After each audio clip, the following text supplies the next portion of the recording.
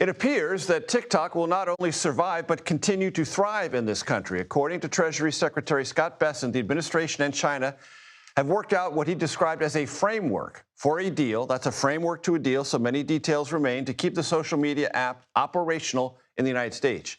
If this agreement comes to fruition, it would end a long-running saga over the social media app's future, because there is, of course, an existing congressional law signed by President Biden to ban it.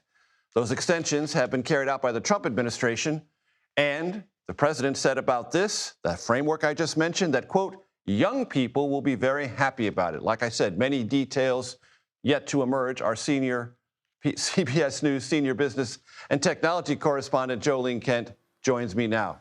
Jolene, what do we know about a framework that is possibly leading us to a deal?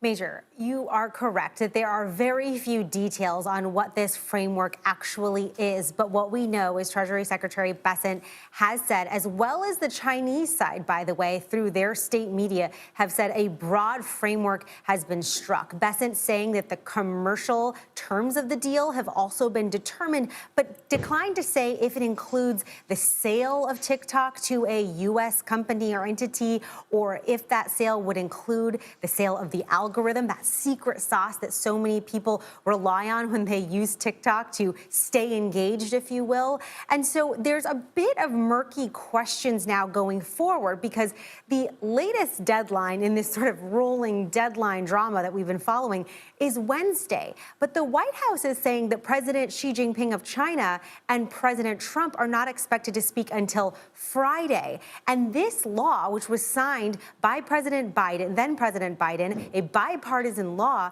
essentially outlines and says, due to national security concerns, TikTok must be owned by a Chinese entity to be legal and viable in the United States. So there's a lot of huge questions as to what happens in the next couple of days. Unlikely, experts tell me, that TikTok will go dark, but the legality of this over the next, between Wednesday and Friday, are some big questions that we don't have answers yet. TikTok also not yet responding to our multiple requests for comment. Jolene, remind our audience very quickly why China is so crucial to this, and what ByteDance is, and why China cares so much about that algorithm. ByteDance is the parent company of TikTok. And essentially what happened is several years ago, ByteDance bought an app called Musical.ly. You might have remembered what it was. It was basically the early ways of TikTok as we know it here in the US.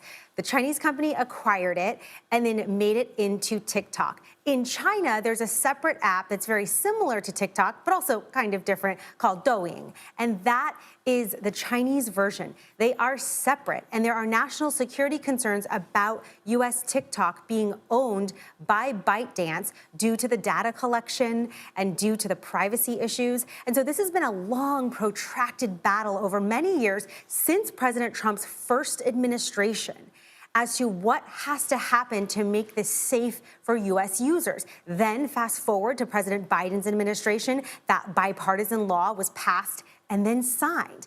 And after that, it was a determination of hitting a certain deadline to have TikTok sold to a U.S. entity. But Major, as you know, it takes two to tango. And ByteDance was not selling TikTok at the time. And so the Trump administration now is trying to thread the needle and figure out a way to get this legal in the United States, according to President Trump's latest deadlines. Now it falls under this broader macro picture of the trade situation with China. And so there's a lot of factors going into this. But for TikTok users, the question is, will my app work on my phone? And when or if will it go away? And what does that mean for all the small business owners, for the big brands?